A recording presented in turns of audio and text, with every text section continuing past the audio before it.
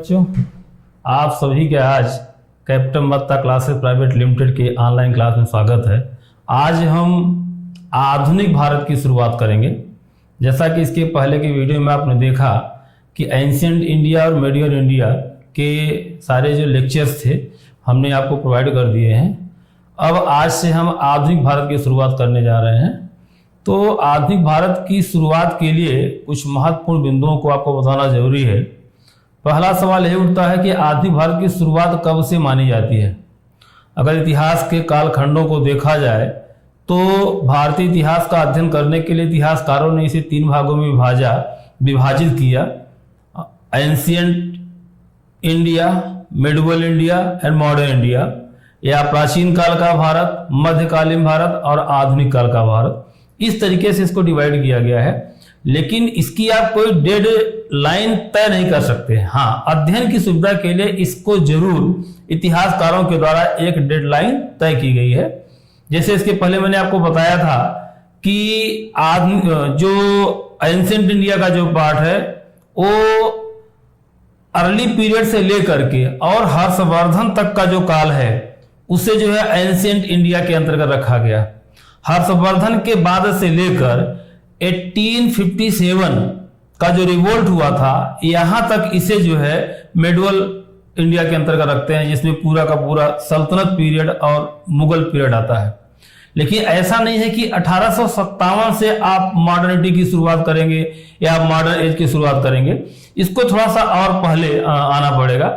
जैसा कि माना जाता है कि औरंगजेब की मृत्यु के बाद 1707 ईस्वी में औरंगाबाद में 3 मार्च 1707 को जब औरंगजेब की औरंगाबाद में मृत्यु हुई, उसके बाद का जो पीरियड है, मतलब पूरा का पूरा मुगलों का जो पतन है, जिसमें लगभग 9 बादशाहों ने शासन किया था, उन सभी 9 बादशाहों की सूची हम आपको ऑलरेडी दे चुके हैं। तो उनका जो दौर था उस काल को भी मॉडर्न इंडिया के अंतर्गत रखा गया है। तो हम शुरुआत भी यहीं से करेंगे। जैसा कि औरंगजेब की जब मृत्यु हुई तो वहीं से मुगल साम्राज्य का विघटन शुरू हो गया, और मुगल साम्राज्य के विघटन के बाद नए नए राज्य उदित हुए।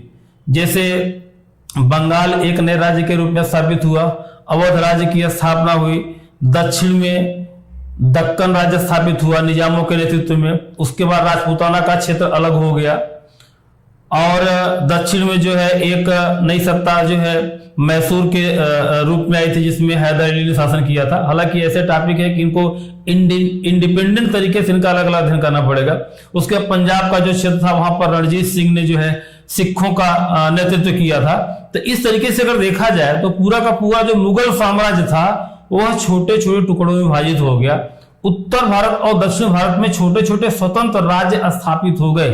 अब इन्हीं स्वतंत्र राज्यों में से जो महत्वपूर्ण राज्य हैं, जो आपके एग्जाम के पॉइंट ऑफ व्यू से इंपॉर्टेंट है, उन्हीं पर हमें फोकस करना है, सबको लेकर के नहीं चलना है।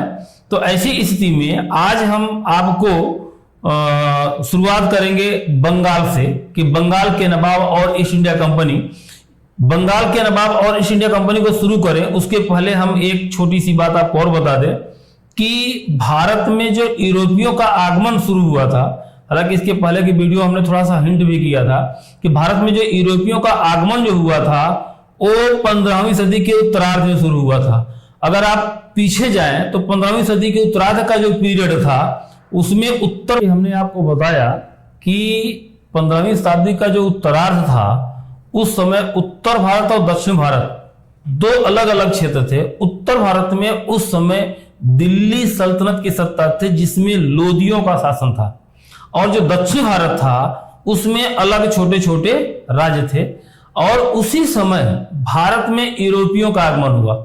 यूरोपियों के आगमन के क्रम में अगर देखा जाए तो सर्वप्रथम पुर्तगाली आए, फिर डच आए, फिर अंग्रेज आए, फिर फ्रांसीसी आए। इन लोगों ने 15वीं सदी के उत्तरार्ध से लेकर के पूरा का पूरा 16वीं सदी और 17वीं सदी के मध्य तक व्यापार किया। उसके बाद जब इनको 150 साल लगभग हो गए तो इन 150 सालों में इन्होंने भारत की राजनीतिक, सामाजिक, आर्थिक और सांस्कृतिक स्थितियों का अध्ययन भी किया, या उससे ये लोग प्रभावित हुए। और भारत का जो राजनीतिक विकेंद्रीकरण शुरू हुआ औरंगजेब की मृत्यु के बाद, तो उसी वहीं से इन्होंने भारत की राजनीति में हस्तक्षेप करना शुरू किया और इनको पहली सफलता जो मिली थी वह बंगाल में मिली थी।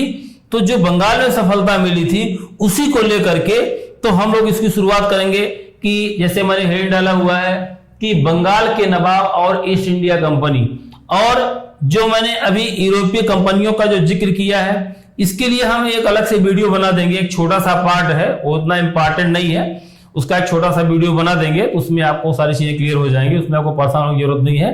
तो आज हम इसको बंगाल के नवाब और ईस्ट इंडिया कंपनी के रूप में देखते हैं। तो हम आपको बताएं कि जब औरंगजेब की मृत्यु हुई 1707 ईस्वी में, औरंगजेब की मृत्यु के बाद 1722 ईस्वी में जो बंगाल था वह मुगल साम्राज्य से अलग हो गया। तो वहां पर एक नए राज्य की स्थापना हुई, तो इसको कहता है बंगाल के स्वतंत्र राज्य का संस्थापक, यहां मैं लिख दे रहा हूं, बंगाल के स्वतंत्र राज्य का संस्थापक मुर्शीद कुली खां था। मुर्शीद कुली खां था। मुर्शीद कुली खां जो था वह मुगलों के समय में, जब बंगाल मुगलों का एक सूबा था, एक प्रांत था, तो उस समय मुर्शीद कुली खां बंगाल का सूबेदार था, या वहां का जो है प्रांतपति था, उसको जो है सूबेदार कहा करते थे उस पद को। तो बंगाल का सूबेदार था। औरंगजेब की मृत्यु के बाद जब केंद्रीय स्थिति कमजोर होने लगी, जब कमजोर मुगल बादशाह आ गए, पहले बहादुर शाह प्रथम आया, उसके बाद जहांदार शाह आया, फिर फर्रुख सियार आया, उसके बाद मोहम्मद शाह आया, इन करीब 712 से 700 अगर 707 से अगर 722 के अगर भीतर देखा जाए तो 4 मुगल बादशाह मुगल सत्ता गद्दी पर आ गए। इससे पता चलता था कि निश्चित तौर पे मुगल बादशाहों की जो स्थिति थी वह बिल्कुल कमजोर हो गई थी। ऐसी स्थिति में कोई भी महत्वाकांक्षी शासक वह अपने आप को स्वतंत्र घोषित कर सकता था। इसीलिए 1707 से 1722 के बीच जितने भी क्षेत्रीय जो सूबे थे उनके मन में कहीं न कहीं महत्वाकांक्षा जगी, और अपनी महत्वाकांक्षा को पूर्ण करने के लिए लोगों ने या सूबेदारों ने अपने आप को मुगलों की केंद्रीय सत्ता से स्वतंत्र करना शुरू किया, जिसकी शुरुआत बंगाल में हुई। एक क्वेश्चन बनता है कि बंगाल का अंतिम जो गवर्नर था या अंतिम सूबेदार था वो कौन था? तो वो अंतिम मतलब जो बंगाल जब मुगलों का एक प्रांत था तो वहां का अंतिम सूबेदार कौन था? मुर्शीद कुली खां, या मुगल बादशाहों द्वारा बंगाल का नियुक्त होने वाला जो अंतिम सूबेदार था वो कौन था? मुर्शीद कुली खां था।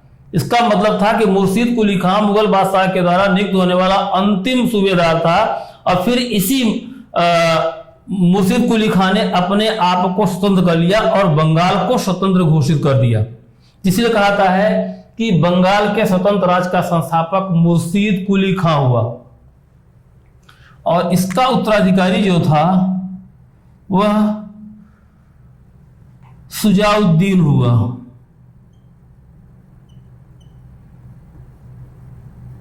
और इसका उत्तराधिकारी हुआ अलीवर्दी खां।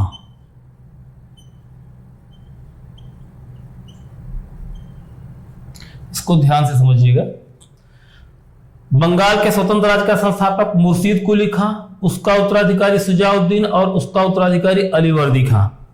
बंगाल जो था वह मुगलों का एक समृद्ध प्रांत था। बंगाल मुगलों का एक समृद्ध प्रांत था। मुगलों के समय से ही या मुगल बादशाहों के समय से ही जो बंगाल था वह बहुत सशक्त, बहुत मजबूत, आर्थिक रूप से समृद्ध था। ऐसी स्थिति में ज्यादातर जो पदाधिकारी होते थे वे चाहते थे कि उन्हें जो है बंगाल का जो है सूबेदार बना दिया जाए। जो बंगाल का सूबेदार बनता था वह अपने आप को सौभाग्यशाली समझता था। तो बंगाल की आर्थिक स्थिति मुगल बादशाहों के समय से ही बहुत मजबूत स्थिति में थी। जब मुर्शीद कुली खां ने बंगाल को स्वतंत्र कर लिया तब उसने बंगाल को और आर्थिक रूप से सख्त कर दिया। मुर्शिद कुली खां, शुजाउद्दीन और अलीवर्दी खां के समय में इतिहासकार कहते हैं कि बंगाल आर्थिक रूप से इतना सशक्त और इतना मजबूत हो गया कि उसे भारत का स्वर्ग कहा जाने लगा। ध्यान दीजिएगा, इस बात को आपको ध्यान देना है कि मुर्शिद कुली खां के नेतृत्व में बंगाल स्वतंत्र हुआ। उसने, उसके उत्तराधिकारी शुजाउद्दीन और उसके उत्तराधिकारी अलीवर्दी खां के शासनकाल तक अगर देखा जाए तो 1722 ईस्वी से लेकर के और ये 1756 ईस्वी अगर देखें तो इतने तक के समय में 1722 से 1756 के बीच बंगाल आर्थिक रूप में इतना सशक्त हुआ कि उसे भारत का स्वर्ग कहा जाने लगा। उसके पीछे की वजह क्या थी? क्योंकि बंगाल एक तटीय राज्य था, जो जहां पर बंदरगाह थे, बंगाल से एक्सपोर्ट और इंपोर्ट मतलब मैक्सिमम चीजें यहां से निर्यात की जाती थी, इसलिए विदेशी मुद्रा भारी मात्रा में इस क्षेत्र में आती थी। ऐसी स्थिति में वहां के जो लोग थे, वहां के जो व्यापारी थे, वे समृद्ध होते चले गए। अभी तक जो यूरोपीय व्यापारी भारत में व्यापार कर रहे थे, वे स्वतंत्रता पूर्वक व्यापार कर रहे थे, चाहे पुर्तगाली हो, चाहे डच हो, चाहे अंग्रेज हो, चाहे फ्रांसीसी हो। हालांकि इस समय अंग्रेज और फ्रांसीसी ही थे। डच, पुर्तगाली और डच इसके पहले भारत से जा चुके थे या भारत में उनका व्यापार लगभग समाप्त हो चुका था। ये कैसे हुआ है, ये जैसे हमने अभी आपको बताया कि इसके लिए हम एक अलग वीडियो बनाएंगे, तो उनको बताएंगे कि पुर्तगालियों ने कि कब से कब तक, डचों ने कब से कब तक, उसके बाद अंग्रेज और फ्रांसीसी कब आए, उसका एक अलग वीडियो होगा, उसमें हम आगे चर्चा करेंगे। देखिए, हम आपको जानकारी के लिए यहाँ बता दें कि अभी यहाँ पर जो है अंग्रेज और फ्रांसीसी भारत में स्वतंत्रता पूर्व व्यापार कर रहे थे और खूब लाभ भी कमा रहे थे, और उस व्यापार से भारत के जो प्रशासनिक वर्ग थे, जो शासक वर्ग थे, उनको भी लाभ हुआ करता था। तो ऐसी स्थिति में यह जो व्यापार था दोनों पक्षों के लिए लाभकारी था। लेकिन अलीवर्दी खां की मृत्यु के बाद 1756 में अप्रैल 1756 में अलीवर्दी खां की मृत्यु होती है, और अलीवर्दी खां की मृत्यु के बाद स्थिति में बदलाव आता है। वो कैसे बदलाव आता है उसको आपको समझना पड़ेगा। अलीवर्दी खां बंगाल का जो नवाब था, उसके कोई लड़के नहीं थे, उसकी 3 पुत्रियां थी, जिनमें से बड़ी लड़की का लड़का सिराज था। अलीवर्दी खां ने सिराज को ही अपना उत्तराधिकारी घोषित कर दिया। ऐसी स्थिति में उसकी जो 2 अन्य लड़कियां थी, एक का नाम था घसीटी बेगम और एक लड़की का नाम नहीं पता चलता, लेकिन उसके हस्बैंड का नाम पता चलता है, वो था मीर जाफर और घसीटी बेगम को यह उत्तराधिकार पसंद नहीं आया, या इस उत्तराधिकार से वे लोग संतुष्ट नहीं थे। ऐसी स्थिति में जब 1756 ईस्वी में अलीवर्दी खां की मृत्यु हुई, वसीयत के अनुसार जो सिराज था अलीवर्दी खां का नाती, वह बंगाल का नवाब बन गया। बंगाल का नवाब बनते ही उसके कई विरोधी उत्पन्न हो गए। उसकी मौसी घसीटी बेगम, जो मीर जाफर था अलीवर्दी खां का दामाद, और वह उसके शासनकाल में बंगाल का सेनापति भी था, और उसके साथ साथ पूर्णिया का एक नवाब था शौकत जंग, जो अलीवर्दी खां का चचेरा भाई था, वह भी बंगाल का नवाब बनना चाहता था। ऐसी स्थिति में जब इन तीनों को मौका नहीं मिला, न तो मीर जाफर नवाब का पद पाया, न तो घसीटी बेगम को नवाब का पद मिला, न ही शौकत जंग नवाब का पद प्राप्त कर पाया, और सिराज बंगाल का नवाब बन गया। ऐसी स्थिति में ये सभी लोग सिराज के विरुद्ध षड्यंत्र तैयार करने लगे। सिराज इस बात को जानता था, इसलिए उसने सर्वप्रथम अपनी मौसी घसीटी बेगम के विरुद्ध सैन्य अभियान किया और उसे पराजित कर दिया। उसके बाद 1756 ईस्वी में ही उसने मनिहारी के युद्ध में उसने शौकत जंग को एक युद्ध में पराजित किया और उसकी हत्या कर दी। और जो प्रमुख सेनापति मीर जाफर था, उसने मीर जाफर की पदोन्नति कर दी, उसका डिमोशन कर दिया, उसको सेनापति के पद से हटा दिया और उसके स्थान पर मीर मदान नामक एक कश्मीरी युवक को अपना मुख्य सेनापति बना दिया। ऐसी स्थिति में जो बंगाल के प्रमुख पदाधिकारी थे मीर जाफर सहित, वे मीर जाफर से सिराजुद्दौला से नाराज हो गए। सिराजुद्दौला नवाब था, सिराजुद्दौला से नाराज हो गए और इसी नाराजगी के कारण अब मीर जाफर और अन्य ऐसे लोग जो सिराजुद्दौला से संतुष्ट नहीं थे उसके विरुद्ध षड्यंत्र तैयार करने लगे, क्योंकि मीर जाफर का जो व्यक्तित्व था वह बहुत क्रूरता का था। लोग ये जानते थे कि इसका जो स्वभाव है बहुत क्रूर है।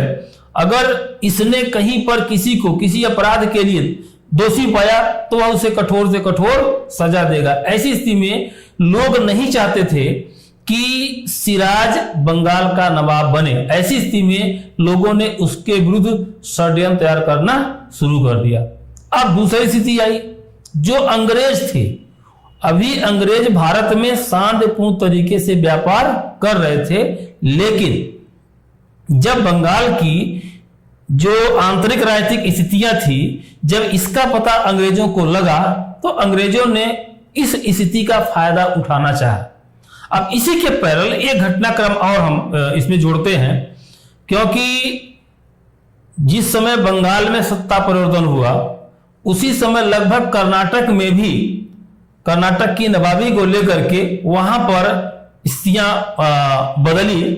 तो वहां पर फ्रांसीसी थे, कर्नाटक के आसपास के क्षेत्र में फ्रांसीसियों का दबदबा था और बंगाल में अंग्रेजों का दबदबा था।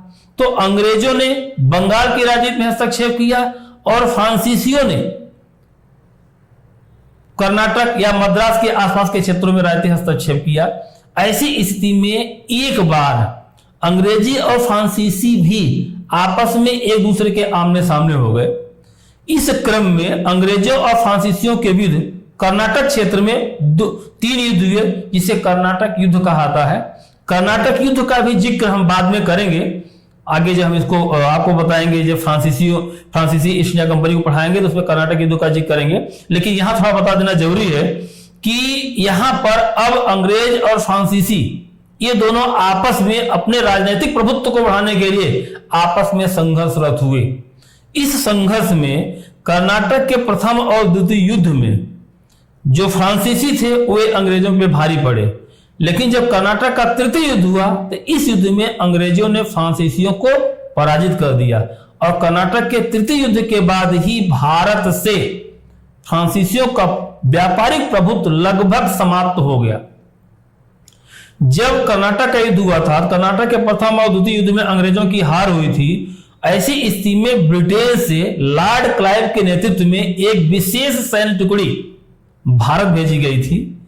जब लॉर्ड क्लाइव अपनी एक विशेष सैन्य टुकड़ी लेकर के मद्रास पहुंचा तो उसी के सहयोग से कर्नाटक के तृतीय युद्ध में अंग्रेज फ्रांसीसियों से युद्ध जीत गए या फ्रांसीसियों पे भारी पड़ गए।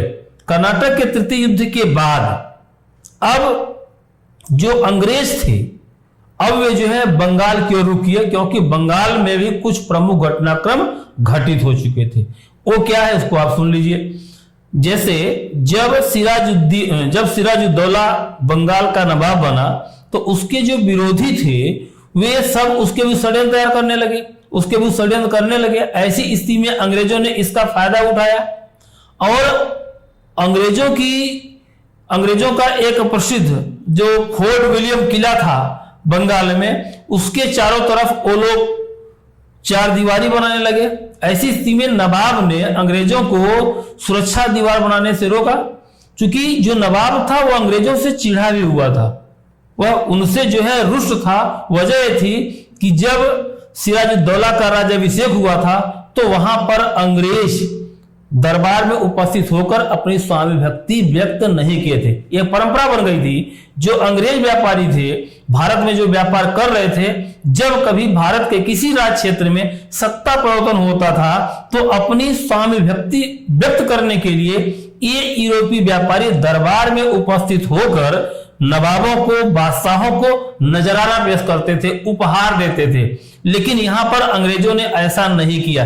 ऐसी स्थिति में जो सिराज था वह अंग्रेजों से नाराज हो गया और उसके साथ साथ अंग्रेज कुछ और ऐसे कार्य कर रहे थे जो नवाब की प्रभुसत्ता के अगेंस्ट थे। जैसे 1717 ईस्वी में ही फारुखसियन ने बंगाल में अंग्रेजों को यह अधिकार दिया था कि वे बंगाल के क्षेत्र में बिना चुंगी दिए, बिना कर दिए वे फ्री व्यापार कर सकते हैं। ऐसा जो आदेश था या जो ऑर्डिनेंस था वह मुगल बादशाह फारुखसियन के द्वारा जारी किया गया था अंग्रेजों के लिए।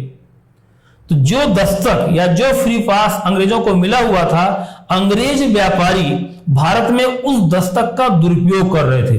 दुरुपयोग इसलिए ऐसे करते थे कि वे व्यापार करते थे, चुंगी नहीं देते थे, कर नहीं देते थे और उनको जो दस्तक मिला हुआ था उस दस्तक को भी अपने भारतीय मित्रों को बेचा करते थे। ऐसी स्थिति में नवाब को राजस्व की हानि होती थी। नवाब को, सिराजुद्दौला को इस बात की जानकारी थी, इसलिए सिराजुद्दौला अंग्रेजों से और नाराज हो गया। उसने अंग्रेजों को दंड देने के लिए उसने फोर्ट विलियम पर आक्रमण कर दिया, क्योंकि फोर्ट विलियम पर आक्रमण के पहले उसने जो है अंग्रेजों को यह ऑर्डिनेंस जारी किया था कि वे फोर्ट विलियम के चारों तरफ सुरक्षा दीवार न बनाए, लेकिन अंग्रेज नहीं माने। ऐसी स्थिति में आवेश में आकर के सिराज ने फोर्ट विलियम किले पर आक्रमण कर दिया। जब सिराज की सेना, नवाब की सेना फोर्ट विलियम के किले पर आक्रमण किया तो उन्होंने फोर्ट विलियम को विजित कर लिया। उसका जो नवाब था जनरल ड्रेक, वह भाग करके वह जो है एक ज्वारग्रस्त द्वीप था, फुल्टा द्वीप इसे कहते हैं, वहां पर उसने जाकर के शरण लिया था। फोर्ट विलियम पर नवाब का कब्जा हो गया, अधिकार हो गया। इस सैनिक कार्रवाई के दौरान कई अंग्रेज मारे गए। उसमें से 146 अंग्रेज गिरफ्तार हुए, जिसमें से महिलाएं, बच्चे और बूढ़े भी थे। गिरफ्तार किए गए लोगों को दंड स्वरूप एक छोटी सी कोठरी में 20 जून 1756 को बंद किया गया।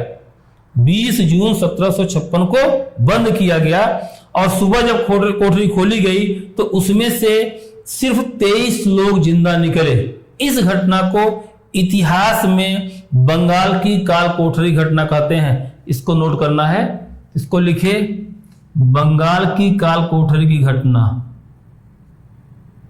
बंगाल की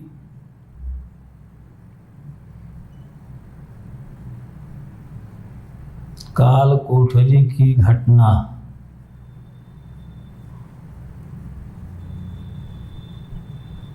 बीस जून 1756 ईस्वी। Black hole tragedy of Bengal इसे कहते हैं।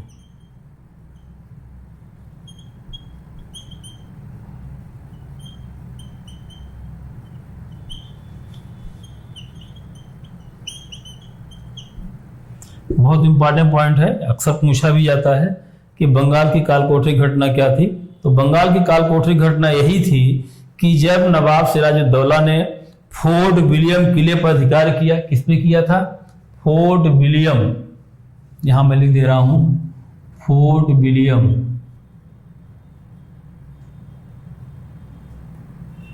का किला कहां पे था? यह बंगाल में था।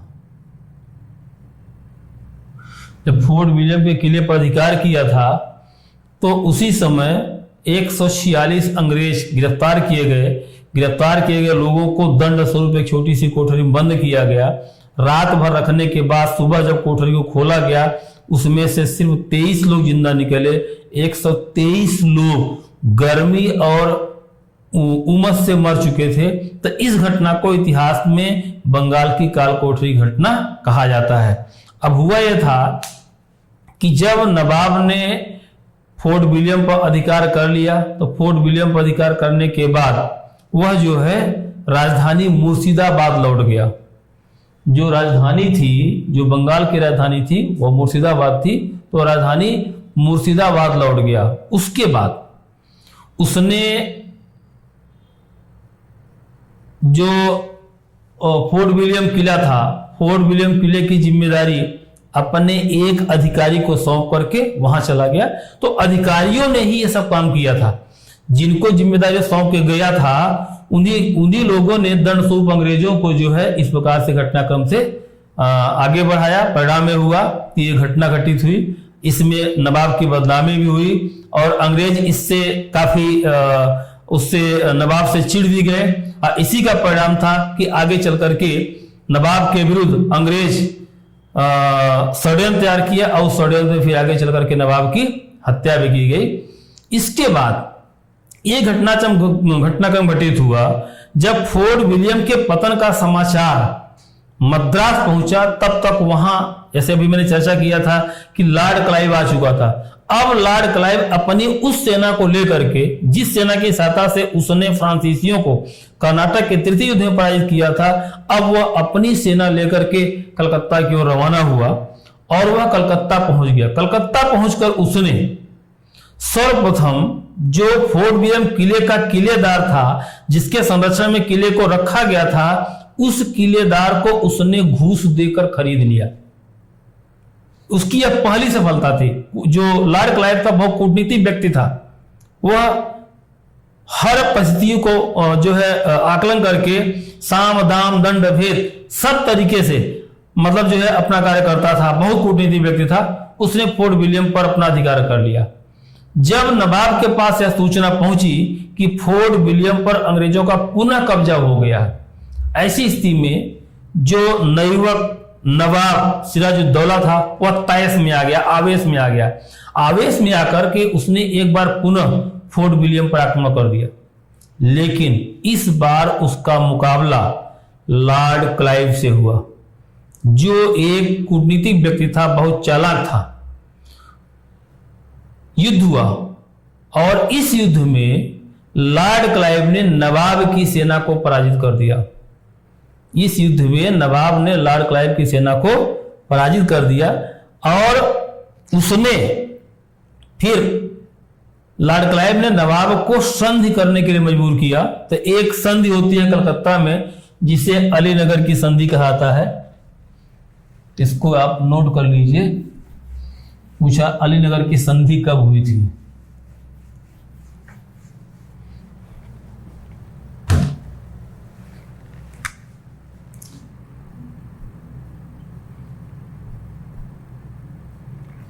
अलीनगर की संधि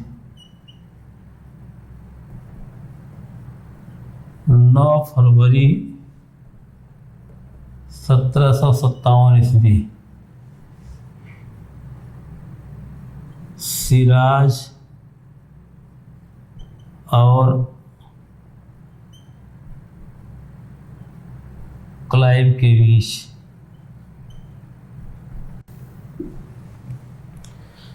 जब नवाब पराजित हुआ तो लॉर्ड क्लाइव ने नवाब को संधि करने के लिए मजबूर किया और यह संधि जो है कलकत्ता में हुई। चूंकि कलकत्ता का नाम नवाब ने ही अलीनगर रखा था, इसलिए इसे अलीनगर की संधि कहा जाता है। इस संधि के साथ जो लॉर्ड क्लाइव था उसने नवाब का अपमान भी किया और उससे युद्ध का हर्जाना भी वसूल किया। मतलब युद्ध में जो क्षति हुई थी उसकी क्षत पूर्ति भी उसने नवाब से कराया और इस प्रकार अपमानित होकर नवाब अपनी राजधानी वापस मुर्शिदाबाद लौट गया।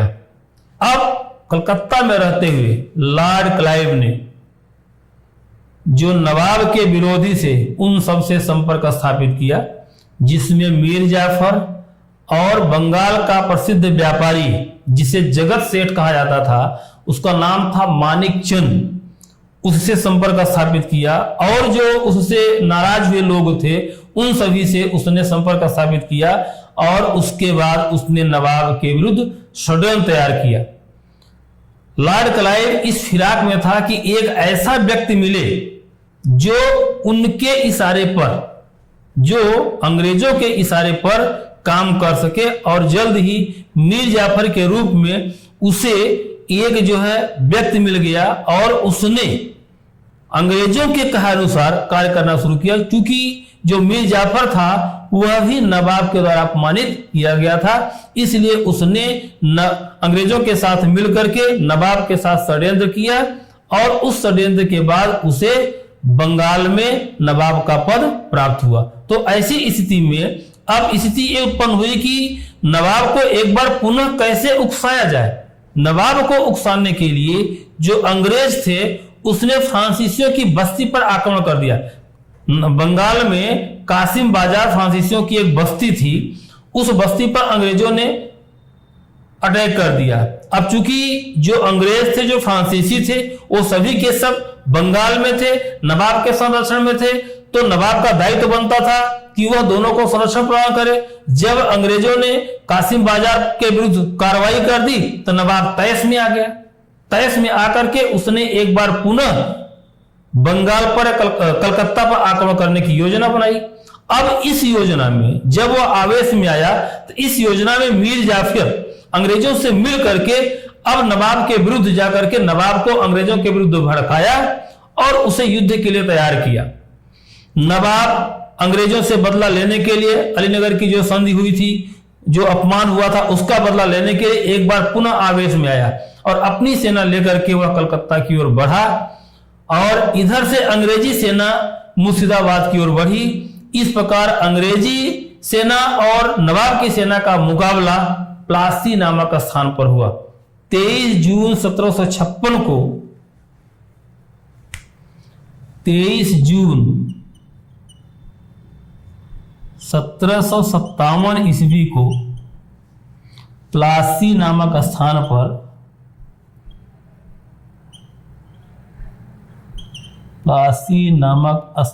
पर नवाब और अंग्रेजों के बीच युद्ध हुआ, जिसे प्लासी का युद्ध कहते हैं। बहुत फेमस है प्लासी का युद्ध। लेकिन ध्यान दीजिएगा कि अब एक क्वेश्चन नहीं आता कि प्लासी का युद्ध कब हुआ था। सबको लगभग याद रहता है 23 जून 1757 को प्लासी का युद्ध लॉर्ड क्लाइव और मीर जाफर सिराजुद्दौला के बीच हुआ था। यह सामान्य बात हो गई। अब ये पूछा जाता है कि प्लासी के युद्ध के प्रमुख घटनाक्रम क्या थे। जो प्लासी का युद्ध हुआ था तो प्लासी के युद्ध के प्रमुख घटनाक्रम क्या थे, इस पे क्वेश्चन बनता है। इसमें पहला घटनाक्रम यह था कि 23 जून 1757 ईस्वी को सुबह 7 बजे युद्ध प्रारंभ हुआ और 2 घंटे के भीतर युद्ध समाप्त हो गया।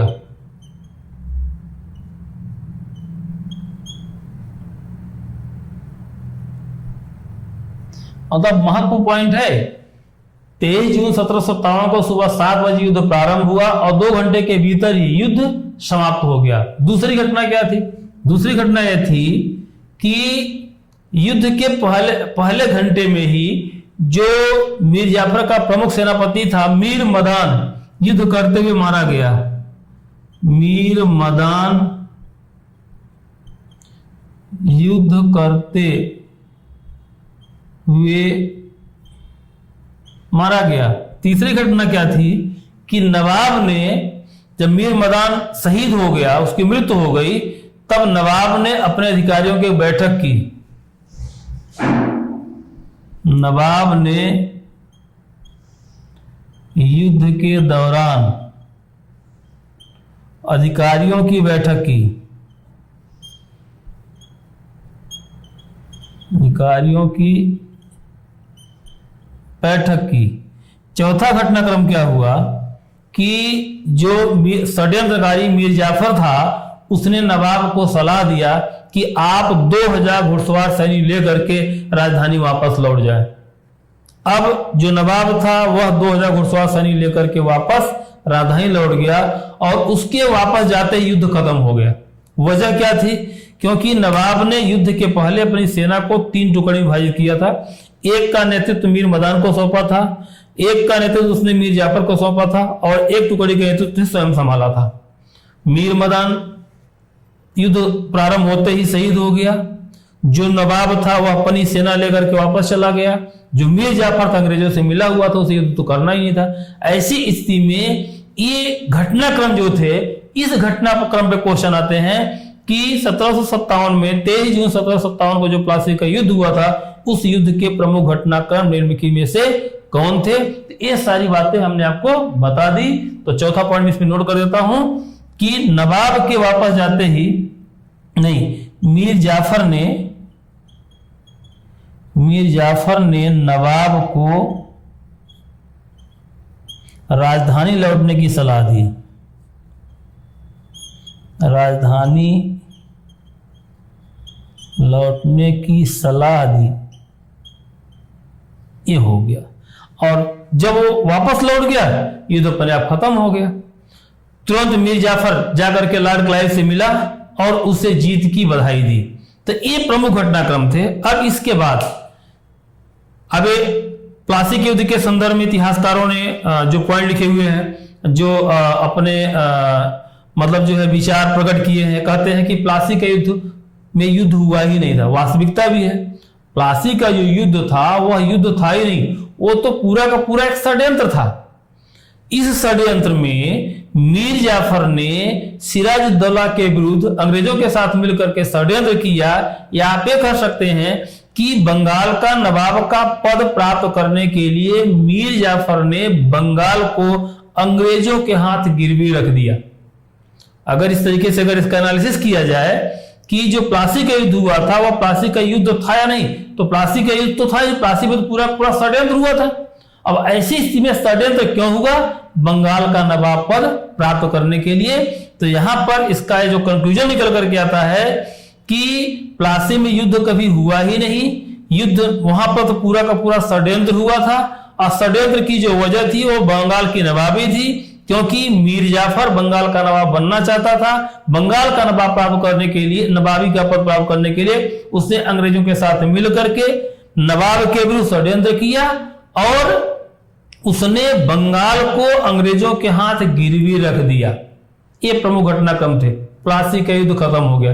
प्लासी के युद्ध के बाद अब जो मीर जाफर था वह अंग्रेजों के साथ मुर्शिदाबाद राजधानी पहुंचा। वहां पर नवाब के महल को घेर लिया गया। घेर करके फिर वहां पर नवाब की हत्या कर दी गई। नवाब की हत्या हो जाने के बाद मीर जाफर का बंगाल में राज्याभिषेक हुआ। वह नवाब के पद पर पहुंचा। जब मीर जाफर बंगाल का नवाब बन गया तो नवाब बनने के बाद उसने क्या किए, इसको भी थोड़ा ध्यान देना जरूरी है। बंगाल का नवाब बनने के बाद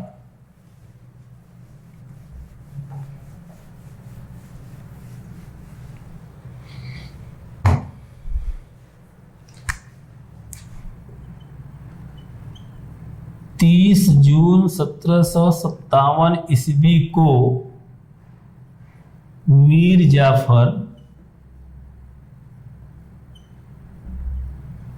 बंगाल का नवाब बना। नवाब बनने के बाद मीर जाफर ने अंग्रेजों को बहुत सारे उपहार दिए। पहला उपहार जो दिया था, पहला पॉइंट, मीर जाफर ने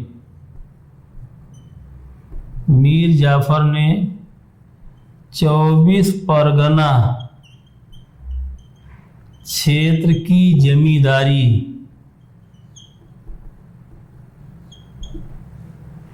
लॉर्ड क्लाइव को सौंपी। लॉर्ड क्लाइव को सौंपी। दूसरा पॉइंट, 2 करोड़ रुपए का उपहार कंपनी के अधिकारियों को दिया। कंपनी के अधिकारियों को दिया। अब ध्यान दीजिएगा, मीर जाफर को जब बंगाल का नवाब पद प्राप्त हो गया तो उससे खुश होकर के उसने जिसकी सहायता से बंगाल का नवाब पद उसे मिला हुआ था वो था लॉर्ड क्लाइव। पहला उसने लॉर्ड क्लाइव को 24 परगना क्षेत्र का एक विशाल क्षेत्र था, उसकी जिम्मेदारी व्यक्तिगत तौर पर उसने लॉर्ड क्लाइव को सौंप दी। राज्य के कोष से 2 करोड़ रुपए से अधिक के उपहार उसने कंपनी के अधिकारियों को सौंपा। यह अभी पहली किस्त थी। इसके बाद अब जो मीर जाफर था वह अंग्रेजों को लगातार संतुष्ट करता रहा, उपहार देता रहा। अंग्रेजों ने, कहा जाता है कि अंग्रेजों ने मीर जाफर से इतना धन वसूल कर लिया था कि अंग्रेजों की मांग को पूरा करने के लिए मीर जाफर को अपने घर के भीतर, अपने मतलब जो है राजकोष के अंदर जो सोने चांदी के बर्तन थे, उन बर्तनों को तुड़वा करके उसे जो है सिक्के बनवा करके उसे अंग्रेजों को देने पड़े थे। स्थिति हो गई, ये स्थिति हो गई थी। और इसके साथ साथ नवाब पर 50 लाख रुपए का कर्ज भी हो गया। नवाब अंग्रेजों के कर्ज तले दब गया। अब जो अंग्रेज थे वो नवाब पर दबाव बनाने लगे। ऐसी स्थिति में जो मीर जाफर था वह अंग्रेजों के कर्ज देने की स्थिति में नहीं था। अब अपनी मांग को पूरा करने के लिए अंग्रेजों ने एक ऐसे व्यक्ति की तलाश शुरू की। अंग्रेजों ने एक ऐसे व्यक्ति की तलाश शुरू की जो उनकी मांग को पूरा कर सके, क्योंकि अंग्रेज तो किसी के सके थे ही नहीं।